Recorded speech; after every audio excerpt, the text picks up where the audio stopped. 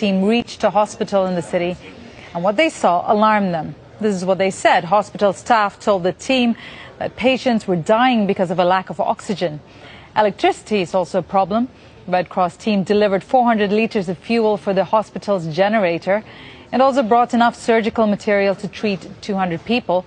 But because of the security situation, the team wasn't able to stay long enough to fully assess the humanitarian needs of the civilians. Well, for more on this, we can speak to Souad Massoudi. She's a spokeswoman for the ICRC. Thanks very much for talking to us. It seems like quite a desperate situation over there. Can you give us more details of what is happening inside Sirte and what your people have seen there? Well, the city of Sirte has been under siege for more than 2 weeks now. We had a team yesterday who managed to finally get in, a team of 4 people. There was 1 doctor and a first aid trainer among them. They have been able to channel the much needed medical supplies to the hospital Ibn Sina inside Sirte. The hospital was in dire need for oxygen and these medical supplies. We have delivered war-wounded kids with surgical equipment for them to be able to operate about 200 to 300 war-wounded patients. And we also have delivered, as you said, fuel for the generator, as there is no electricity supply to the hospital. We have met with the doctors and with the medical staff, the nurses inside the hospital as well. And they have told us about a huge influx of patients in their hospital.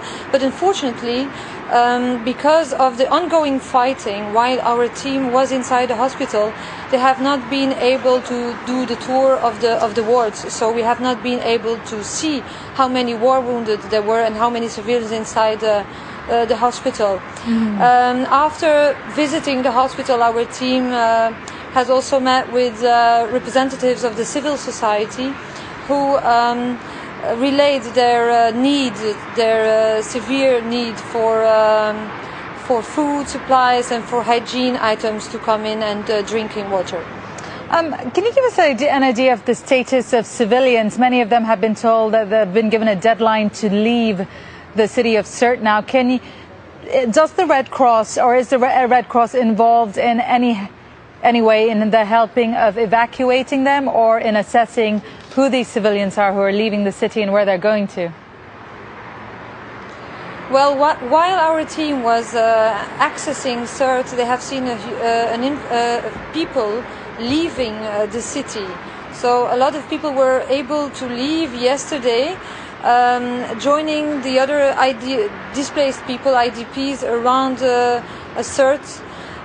We are talking about 1,000 people who have left yesterday and who are now about 15 kilometers outside of Sirte. The ICRC has requested for a lull in the fighting, to stop the fighting, for our access to be able to deliver the materials necessary for Sirte. And they have been negotiating the parties to the conflict for this ceasefire already for 2 days. Thank you very much. We were speaking to Souad Massoudi, a spokesman of the ICRC teams in Sirte. Thank you.